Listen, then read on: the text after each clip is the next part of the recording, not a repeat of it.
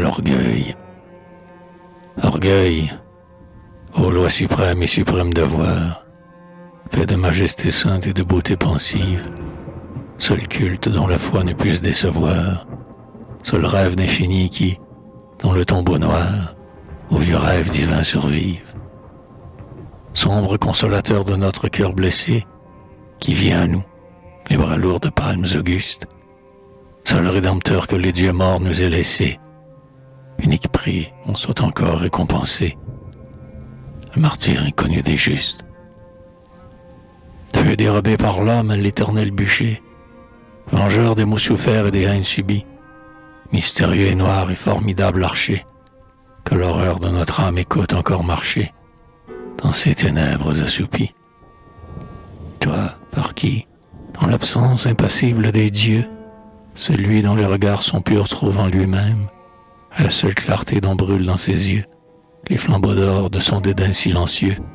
et sa cause et sa fin suprême. Si l'antique promesse a désormais menti, s'il faut que la matière inerte ensevelisse dans son mieux linceul notre être anéanti, si,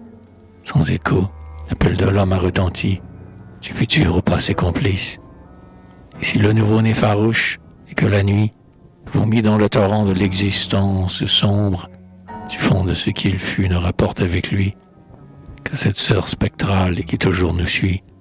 et que nous appelons notre ombre. Et si, pour le vieillard courbé sur le sol nu, la mort béante bâille avec des crocs qui saignent, au creux du puits tranquille et froid de l'inconnu, dans l'abîme d'où nul n'est jamais revenu, avec des mots qui nous enseignent. Orgueil, dernière fois qui de nous peut faillir, chante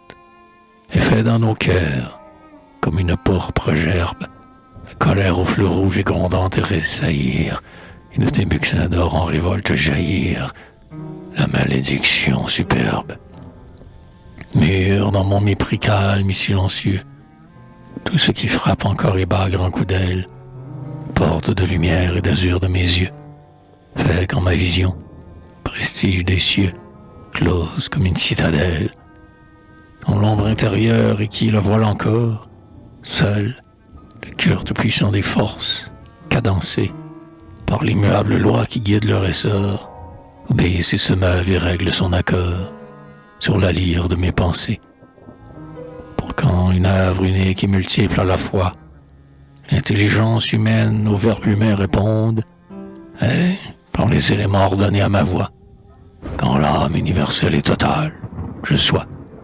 l'enfion monstrueux d'un monde.